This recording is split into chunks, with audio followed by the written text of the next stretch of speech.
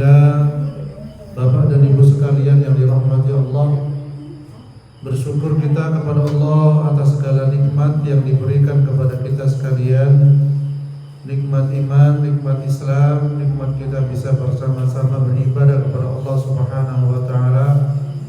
Semoga kita bisa beribadah kepada Allah dengan istiqomah sampai husnul khotimah. Amin ya rabbal alamin.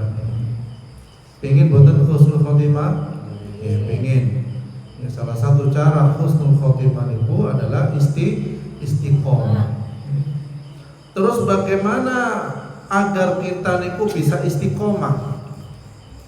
Niki perkara sepele tetapi berat. Gini apa boten? Istiqomah kan seakan-akan perkara sepele, tapi untuk menjalankannya perlu perjuangan. Oleh karena itu ada cara atau kunci praktis untuk tetap istiqomah. Yang pertama apa? Mulai dari yang kecil. Mulai dari sing alit tapi rutin.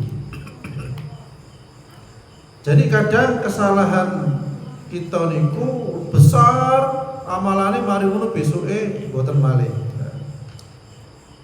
Amalan yang paling dicintai oleh Allah Subhanahu wa Ta'ala adalah yang paling rutin, konsisten walaupun itu sedikit. Niki hadis riwayat Bukhari dan Muslim. Kita semua punya amalan rutin. Misalnya baca istighfar sehari pinten 100 minimal. Kemudian baca nomale subhanallah bihamdi subhanallahil azim misalnya ping 100. Dan lintu-lintunipun kecil sedikit tetapi rutin. Niku namanya istiqomah. Dan istiqomah niki mendatangkan ketenangan. Biasanya lek sampun rutin membaca amalan niki misalnya istighfar, lek besok ndak baca lagi biasanya rasane gelisah, nggih, boten tenang. Yang biasa baca Al-Qur'an 1 juz, besok mungkin ndak sampai 1 juz rasane gelisah. Nah, inilah istiqomah itu walaupun sedikit tetapi rutin, dan ini dicintai oleh Allah Subhanahu wa Ta'ala. Kemudian kita biasanya sholat sunnah ya, duha misalnya, rutin 2 rakaat. Walaupun sedikit rutin, saya malah ditambah 4 rakaat, 6 rakaat, 8 rakaat. Itu amalan yang bisa kita lakukan. Allah berikan waktu kita banyak, apa malah pagi ya. Banyak panjang waktunya, malam juga panjang. Allah berikan kesempatan kita untuk beribadah kepada Allah Subhanahu wa Ta'ala. Misalnya baca mantun subuh setengah juz atau 2 halaman 3 halaman, mari ngono ibu-ibu masak saya. Nggih. Tapi lek kasel kadang dilem nggih. Kemudian sakit juga sedekah subuh. Panjenengan enggak ada celengan, enggak ada kotak amal. Setiap hari rutin nggih. Wonten rutin nggih? Oh, alhamdulillah. Kata rutin berarti itu. Walaupun cuma 500 atau 1000 ya. Kalau nanti sekarang saja panjenengan di tempat saya niku pos kamlinge wonten jimpitan. Ya, kadang 500, kadang 1000, 2000 terserah. Yang penting rutin. Kalau malin nyalape jimpitan matun subuh. Nah, saya niku didoakan sinten? Malah malaikat mendoakan orang yang bersedekah setelah subuh. Dengan doa bagaimana? Ya Allah, tambahkanlah orang yang bersedekah, tambahkan rezeki. Ya, sebaliknya orang yang bersedekah ya didoakan sebaliknya. Ya. Kemudian yang kedua adalah cara istiqomah itu cari dan jaga lingkungan yang soleh. Alhamdulillah wonten nambah soleh ini. Cari dan jaga lingkungan yang soleh. Ya. Lingkungan yang soleh itu kita bentuk dimulai dari di sini musola ini. Bagaimana lingkungan kita menjadi lingkungan yang soleh? Wonten pengawasan, wonten majelis ilmu, bersama-sama menuju soleh. Kita berusaha menjadi soleh, tapi jangan merasa soleh. Kalau merasa soleh itu merasa cukup dengan amal yang sedikit. Kalau berusaha menjadi soleh, terus berusaha, jangan puas menjadi orang soleh. Jangan sampai puas menjadi orang yang soleh. Wah, puas wis amalku wis banyak, iyalah diterima. Lelek boten, nah, misalnya ngoten nggih. Jadi terus berusaha kita beramal soleh, tapi jangan merasa soleh. Okay. Disampaikan kita berteman dengan yang soleh itu memang anjuran. Dalam hadis disampaikan permisalan teman yang baik dan teman yang buruk ibaratnya seorang penjual minyak wangi dan seorang pandai besi. Penjual minyak wangi akan membuat kita wangi, tapi pandai besi akan kita mungkin kepanasan, kena percikan api. Dahulu kita pernah ceritakan. Jadi bergaul dengan teman yang soleh itu penting. Panjenengan ibu-ibu, bapak-bapak, adik-adik sekalian mencari teman yang gelem diajak sholat, gelem diajak ngaji, gelem diajak majelis ilmu. Niku saya saling mengingatkan. Karena lek teman buruk itu ngopi bendino berjam-jam, akhirnya katut. Mari ngopi, wis campur, wis macam-macam. Alhamdulillah. Kemudian yang ketiga adalah agar istiqomah itu terus isi bensin dengan menuntut ilmu. Panjenengan yang naik mobil, apa Yono ya, umur, saya pun juga sama. Kalau berjalan ke sini tanpa ada bensinnya, nyampe nopo boten. Kita pun ngoten mau ke akhirat tanpa ilmu, nyampe ke surga mungkin ribuan tahun baru nyampe. Tetapi kalau dengan ilmu insya Allah akan lebih cepat mencapai surga. Lenggah mawon, duduk mawon di majelis ilmu itu termasuk taman-taman surga. Nah, ini yang sering dilupakan. Orang yang menuntut ilmu itu sedikit, ya, sehingga orang yang masuk surga itu lebih sedikit daripada yang tidak masuk surga. Yes. Jadi ilmu yang kita cari itu merupakan bahan bakar untuk istiqomah. Rasulullah Shallallahu Alaihi Wasallam bersabda, barang siapa menelusuri jalan untuk mencari ilmu, maka Allah akan memudahkan baginya jalan menuju surga. Tanpa ilmu sholatnya bisa tidak karu-karuan. Tanpa ilmu ngajine gitu tepel-tepel. Tanpa ilmu ibadah puasa mungkin sampai beduk, sehingga puasa beduk wonten misalnya ngoten. Nah, karena niku sedaya kita butuh ilmu. Kemudian yang keempat agar istiqomah itu apa? Buat jadwal ibadah yang realistis. Jadi panjenengan damel jadwal ibadah sing saged dilakoni sesuai dengan kemampuan.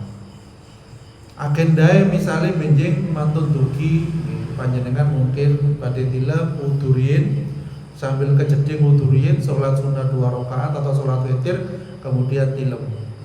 Sebelum tilem baca surat Al-Mulk. Saged nggih Bu Al-Mulk nggih sampun hafal nggih?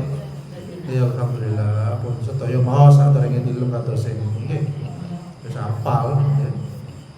Tabarakalladzi biyadil mulk wa huwa ala kulli syai'in qadir. Kalau kadang maos lepas langsung saya miliki ya, sambil di mobil maos ya. Khawatir lali lepas tilem. Jadi ada yang baca Al-Mulk matur Isa ya, sampai rumah baca. Karena nopo? Ini sangat penting untuk menjadikan kita terbebas dari siksa kubur, agar alam kubur kita itu menjadi terang benderang. Baca surat Al-Mulk. Jadi sehingga kita tadi buat jadwal yang rutin, yaitu sholat duha 2 rakaat. Saat ini duha lebih awal. Jam pinten ya? Jam 5 lebih 17, 18 atau 19 menit, katakanlah 20 menit. Ya panjenengan yang masih berada di mihrab ya, di masjid atau di rumah ibu-ibu misalnya pun, nah itu habis ngaji langsung sholat balik minimal 2 rakaat ditambah sakit sampai 8 rakaat. Ini rutin insya Allah pahalanya malah setara dengan apa? Pahala haji dan umroh. Ustaz Nurdin biru umroh nawaraken kita umroh. Saat ini dilatih saat dereng umroh piyambak ten gone masing-masing. Bapak-bapak teng masjid atau musola, ibu-ibu teng rumah nggih saged. Mantun subuh, zikir, baca Quran, kemudian jam 5:20 menit pada saat ini atau pas matahari seujung tombak niku panjenengan sholat 2 rakaat. Sholat isyraq kan. Jadi ngoten. Kemudian yang kelima adalah agar kita niku istiqomah, caranya lakukan muhasabah. Evaluasi, menghitung. Sampai Umar bin Khattab mengatakan hasibu anfusakum qabla an tuhasabu. Hisablah dirimu sebelum kamu dihisab. Jadi sibukkan diri kita niku menghisab amalan kita piyambak. Sibukkan diri kita dengan menghisab amalan kita dahulu. Ndak usah ngitung dosane wong liya. Ndak usah menghitung dosanya orang lain. Oh iku mari ngono-ngono, mari ngono-ngono mari. Orang yang biasa menghitung dosanya orang lain biasanya lupa tentang dosanya sendiri. Walaupun kita diolok-olok, walaupun kita wis macam-macam, iku anggaplah amalan celengan pahala kita di yaumil akhir. Orang baik itu tidak akan lepas dari olokan. Nggih. Nah, kemarin yang jahat, malah itu boten tenang, bisa. Nah, tapi orang mukmin itu Allah berikan ketenangan walaupun banyak olokan. Rasulullah SAW ya paling berat ya. Para nabi dahulu paling berat ujiannya olok-olokannya. Bahkan yang memusuhi Rasulullah adalah paman-pamannya sendiri, bayangkan. Ponakan dibenci paman. Kalau kita dibenci orang lain mungkin mendingan, tapi kalau orang yang benci adalah ordal, orang dalam, rasanya pripun Bu? Loro. Panjenengan diomongi tiyang mungkin tidak terlalu sakit hati, tapi lek diomongi anak, pripun rasane? Menes. Kroso. Soalnya apa? Anak itu yang kita rawat, kita jaga, kita biayai, wis macam-macam disediakno, rumah digawekno, sawah wis disiapno, mobil gitu tunggasaken. Nyeletuk kata-kata yang nyakiti hati, rasanya pripun Bu? Gregeten ya. Soalnya kadang tiang sepan itu sakit, tiang sepan itu cepet kena penyakit bukan karena penyakit makanan, tapi karena penyakit omongan. Dari sinten? Dari anak. Beda dari anak atau pembantu nih, lihat nonton gitu, gantian. Tapi tengah ini buat nonton ya deh. Buat nonton, alhamdulillah. Saya dari alhamdulillah. Ini kok terjawi Bu. Soalnya kula wau ningali wonten bapak-bapak mbah-mbah usianya pun 80 tahun, kondisinya pun buta, semprap buta, boten saged ningali. Nggih. Niku tergeletak di jalan raya, di pinggir, di trotoar sambil kemulan damel napa sak plastik niku. Karena napa niku ternyata dibuang sama anaknya. Astagfirullah min. Kalau lek cerita kuwata wonten mawon hampir tiap pekan niku kata tiang sepat dibuang anaknya. Dan ini zaman apa sane? Akhir zaman kata saya. Nggih. Naudzubillah min dzalik. Jadi oleh karena itu kita harus wanti-wanti, jaga, siap-siap. Siapkan fisik, mental, siapkan harta kita untuk hari tua. Soalnya panjenengan maringi anak niku mboten ukuran, tetapi lek anak maringi yang sepa diukur-ukur. Dihitung-hitung, kadang dianggap utang. Ngoten nggih? Tak lagi kan mboten teng Jawi. Pak, sampean utangnya 1 juta loh, aja lali bayar. Astagfirullah. Lek bapake ibuke ngasih maringi anak wis ndak ukuran wis. Anake seneng melok seneng, anake susah nggih melok susah, anake utang dijauhi kali bapak ibuke, padahal wis berkeluarga kadang ngoten nggih. Nah itu misalnya itu adalah gambaran bagaimana kasih sayang orang tua kepada anak. Oleh karena itu sebagai anak pun juga harus memberikan kasih sayang sebagai istilahnya perintah dari Allah Subhanahu wa taala. Kula ngenes ningali nggih. Wow, nggih teng pundi malih teng Bulsari napa ngoten lho. Jadi seorang ibu niku ndak boten jauh teng daerah kula Bulsarian. Seorang ibu sudah 3 hari di mana ngoten nggih? di tempat di mushola atau di masjid itu nyari anake nggih, ketika sampai di rumah anake diusir, mboten terima. Dengan alasan dulu ibunya menghabiskan hartanya. Jadi mboten saged ngoten. Memang latar belakang orang tua berbeda-beda, tapi ketika sudah tua, ya, kita itu dianjurkan untuk berbakti. Tidak usah menilai masa lalu orang tua, karena berbakti ini termasuk adalah pintu surga. Berbakti kepada orang tua itu salah satu pintu surga. Jadi kadang rebutan warisan, ya, ibunya bapaknya boten kroto bagine, anaknya pegel. Sekali mengenali itu bukan hak kita untuk seperti pegel pada orang tua, karena orang tua sudah berjuang untuk menghidupi kita, menjadikan kita dewasa. Kemudian yang keenam adalah jangan meremehkan dosa kecil agar istiqomah. Dosa kecil kalau ditumpuk jadi besar. Ibaratnya debu yang nempel di kaca sedikit. Ya, misalnya musola ini kacanya buatan dibersihkan sampai setahun 2 tahun. Katosnya pripun? Nah, budak. Ya, tapi karena sering dibersihkan, insya Allah menjadi bersih. Sama dengan dosa, dengan istighfar, dengan taubat, dengan sedekah, itu adalah membersihkan dosa. Kalau dosa itu adalah kita menjatuhkan kehormatan orang lain, bagaimana cara taubatnya? Yaitu yang dijatuhkan ditinggikan lagi, nyuwun sepunten, dan dijaga nama baiknya, ditinggikan lagi nama baiknya. Nah, itu dosa untuk yang menjatuhkan nama baik orang lain. Kemudian yang ketujuh adalah agar istiqomah itu apa? Jangan pernah putus berdoa. Napa dongane? Ya muqallibal qulub tsabbit qalbi ala dini. Wahai zat yang membolak-balikkan hati, teguhkanlah hatiku di atas agamamu.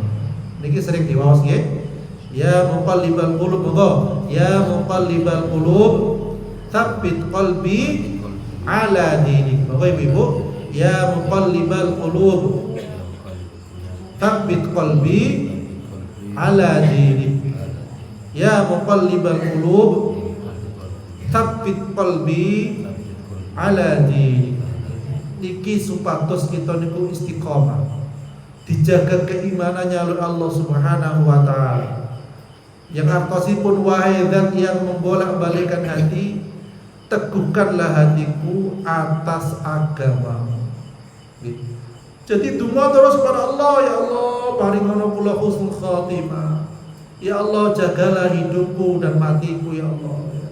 Jadi seperti itu.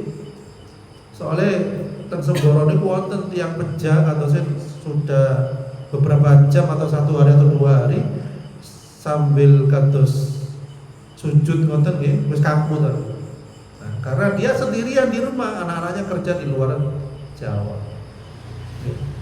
Jadi ngoten. Jadi lebih baik kalau kita bekerja ya Mam ya, dekat dengan orang tua enak wis. Jadi istiqomah. Yang walaupun dekat berpenghasilan berapapun yang penting berkah. Apa yono kali puterane kan celak. Jember paling jauh nggih. Jadi sekecok ya. Apa salah nggih celak, malah mobilnya parkir tengah jam di depannya. Sedaya ibu nggih insyaallah mriki enak celak-celak putra-putri ini pun. Jadi ketika panjenengan butuh perawatan tidak jauh-jauh. Jadi ngoten. Jadi hidup yang berkah itu adalah yang dekat dengan orang tua, ya, yang selalu berbakti kepada orang tua. Okay. Anak-anak sekarang kenapa banyak yang gelisah? Okay. Walaupun dia sudah sering tamasya kemana-mana, tapi hatinya masih merana. Karena apa? Karena tidak atau kurang berbakti kepada orang tua. Orang yang kurang berbakti kepada orang tua gampang gelisah. Orang yang kurang berbakti kepada pintu surganya itu gampang gelisah. Karena Islam itu fitrah, sudah ditentukan seorang anak berbakti kepada orang tuanya, seorang istri berbakti kepada suaminya. Itu sudah jelas. Bagaimanapun keadaannya diusahakan, diperjuangkan. Jangan merasa baik Kita beribadah kepada Allah, jangan merasa sudah banyak ibadah kepada Allah. Kita berbuat baik kepada pintu surga kita, jangan pernah merasa aku sudah banyak perjuangan. Tidak. Jadilah perbuatan baik itu kehausan bagi kita untuk selalu menjalankannya. Supados apa? Agar Allah meridhoi kita masuk surganya Allah Subhanahu wa taala. Mungkin kita diberikan kemudahan oleh Allah untuk istiqamah, untuk berbuat baik kepada pintu surga kita, dan kita memiliki anak yang soleh dan soleha masuk surga bersama-sama. Kurang lebihnya mohon maaf. Subhanallahumma hamdik, asyhadu an la ilaha illa anta, astaghfiruka wa atubu ilaik. Assalamualaikum warahmatullahi wabarakatuh.